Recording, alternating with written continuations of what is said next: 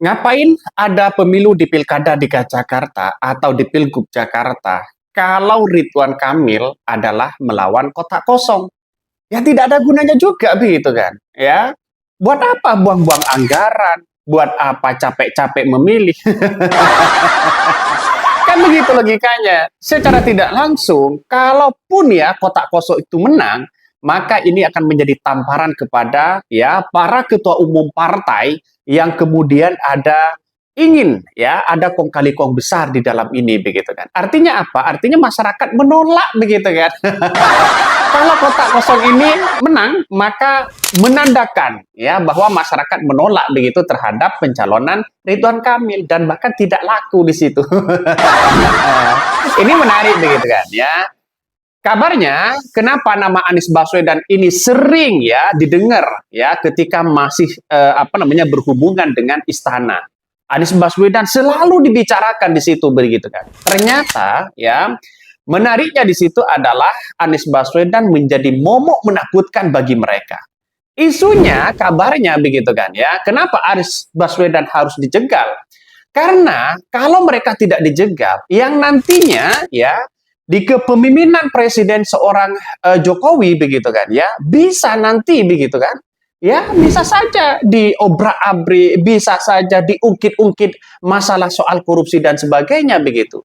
Ya, artinya apa? Artinya menuntaskan masalah-masalah yang terjadi begitu kan, terutama di Pilkada DKI Jakarta. Kalau Anies Baswedan lolos, lalu kemudian mereka terpilih menjadi gubernur DKI Jakarta, lalu kemudian mereka bertarung di Pilpres 2029, justru ya orang-orang yang kemudian punya kepentingan besar, para oligarki dan bahkan Jokowi begitu kan, mereka akan takut. Takut kenapa? Ya takut dibongkar oleh Anies Baswedan begitu kan.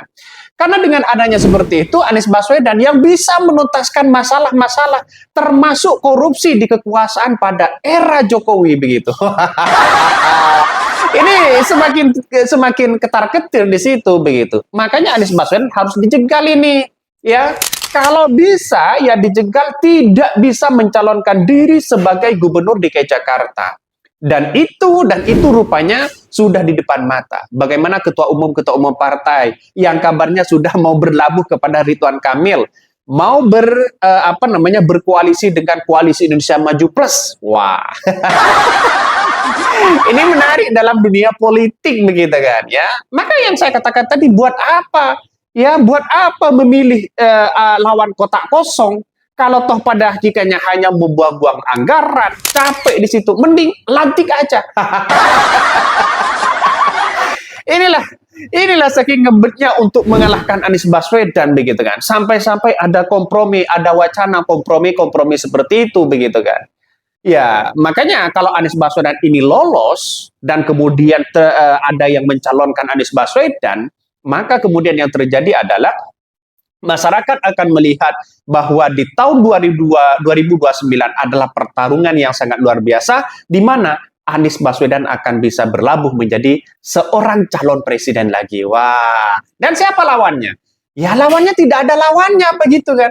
Karena kekuatan Anies Baswedan saat ini sangat luar biasa. Untuk menaikkan elektabilitas dan popularitas Anies Baswedan saat ini, ya adalah jelangan salah satunya adalah harus menjadi calon gubernur DKI Jakarta. Karena pertarungan di 2029 nanti adalah pertarungan di mana seorang calon presiden harus punya popularitas dan kualitas begitu kan. Artinya ini sangat luar biasa begitu.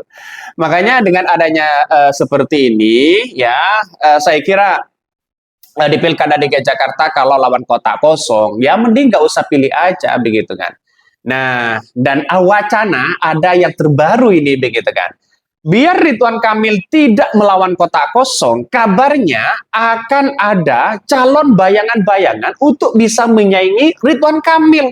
Biar persepsi demokrasi ini maju, biar persepsi masyarakat DKI Jakarta ada lawan yang sebanding dengan Ridwan Kamil. Tapi pada kenyataannya adalah hanya bayangan-bayangan saja. Bisa saja ya kayak Marcel ya kemudian orang-orang yang tidak punya popularitas, orang-orang yang tidak dikenal, ya dicalonkan di situ sebagai bayangan Ridwan Kamil. Pada kenyataannya adalah Ridwan Kamil yang menang begitu kan. Biar partisipasi publik melihat bahwa pertarungan di Pilkada DKI Jakarta, Ridwan Kamil tidak melawan kotak kosong. Itu aja sih sebenarnya. Masyarakat sudah bisa menebak begitu kan. Kalau memang benar-benar mencalonkan sebanding dengan Ridwan Kamil, maka seharusnya adalah Anies Baswedan. Ini gampang kan begitu kan? Gampang sekali begitu. Makanya menjadi menjadi potensi kotak kosong di Pilkada di Jakarta. Menurut saya pribadi begitu kan ya. Ngapain harus ada pemilu? Nggak usah aja lah, mending lantik aja biar tidak buang-buang anggaran aja. Ya, menurut saya pribadi ingin ngebet mengalahkan Anies Baswedan seperti itu, begitu kan? Dengan cara-cara seperti itu, begitu. Makan kata Ridwan Kamil ya, kalau mereka dirinya melawan kotak kosong, begitu, selama ada aturan demokrasi sah saja. Iya, tapi bagaimana kalau kotak kosong di situ adalah menang? Apakah tidak malu sebagai calon ya yang kemudian mereka kalah dengan lawan kotak kosong? Artinya apa? Artinya tanda-tanda masyarakat DKI Jakarta tidak menginginkan Anies Baswedan, tidak menginginkan Ridwan Kamil. Kita tahu kan rekam jejak Ridwan Kamil seperti apa. Wah. Jadi artinya apa? Artinya saya kira ini banyak ya spekulasi yang muncul begitu kan. Apalagi ya Ridwan Kamil di DKI Jakarta ya. Bahkan ada yang mengatakan kenapa harus Ridwan Kamil di Pilkada DKI Jakarta? Ya karena untuk menjagal Anies Baswedan itu begitu kan. Ya karena ini kalau Anies Baswedan tidak jegal, saya yakin dan saya yakin-yakinnya Anies Baswedan akan bisa berlabuh ya dan bisa memenangkan kontestasi itu. Dan tidak hanya itu, bisa memenangkan di Pilpres 2029. bayangkan begitu. Secara logika lembaga-lembaga survei sudah menyatakan bahwa Ridwan Kamil posisi urutan ketiga mereka. Ya kalau urutan ketiga ngapain partai-partai secara rasional ketua umum partai memilih pihak yang ketiga begitu kan? Atau urutan yang ketiga. Seperti Pak Surya Paloh mengatakan ya harus rasionalitas. Harus melihat potensi bagaimana ya survei itu juga dipertimbangkan. Kenapa kok memilih nomor 3?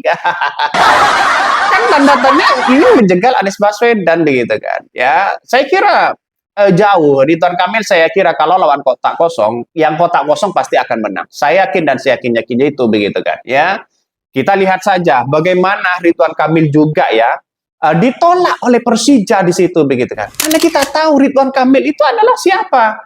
Ya mereka didengkotnya adalah Persib di situ. Artinya secara tidak langsung kalau ada berita sekarang ini, wah saya suka Jackmania, ya saya suka sepak bola, komunitas sepak bola yang ada di Jakarta, pret.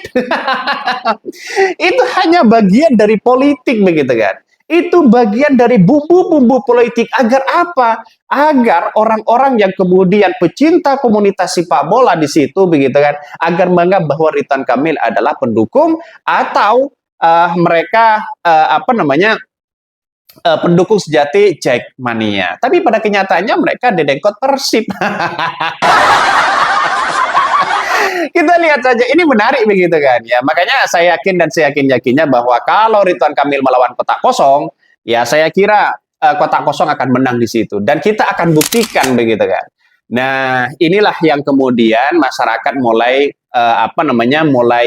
melihat bahwa sosok Ridwan Kamil, apa sih prestasi Ridwan Kamil? Ini banyak yang kemudian dibicarakan di situ begitu kan. Makanya karena menurut saya pribadi Ridwan Kamil agak terpaksa mereka ya maju di Pilkada DKI Jakarta ya. Ya mungkin salah satunya ada jaminan. Kalau mereka gagal ya pasti ada jaminan menteri. Mungkin.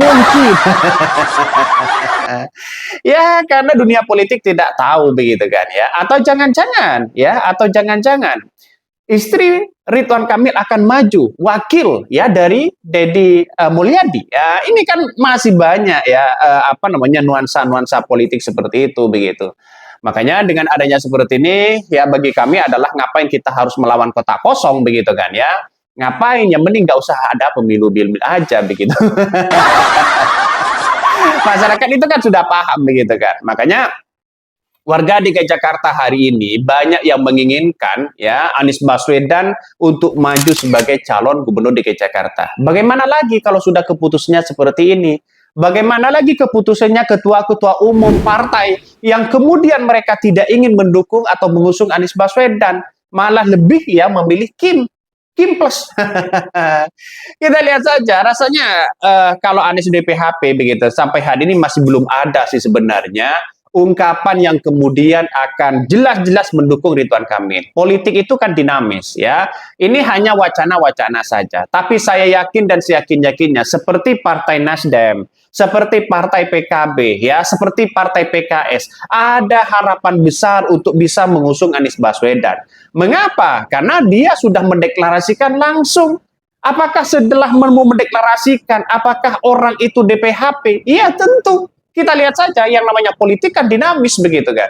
Tapi saya yakin dan saya yakin-yakinnya Partai Koalisi Perubahan ini sejak awal yang mengusung Anies Baswedan di Pilpres dan bahkan ya di Pilgub DKI Jakarta 2024 ini, saya yakin konsistensi dari PKB sudah diperhitungkan ya. Misalnya PKB sudah mendeklarasikan, Nasdem sudah mendeklarasikan. Kalau ini mencabut dukungan artinya apa? Konsistensi dari seorang ketua umum atau konsistensi dari ketua partai atau partai di situ ya jelas mencela-mencela begitu kan. Tidak lagi konsisten. Ya. Ini yang kita lihat hari ini.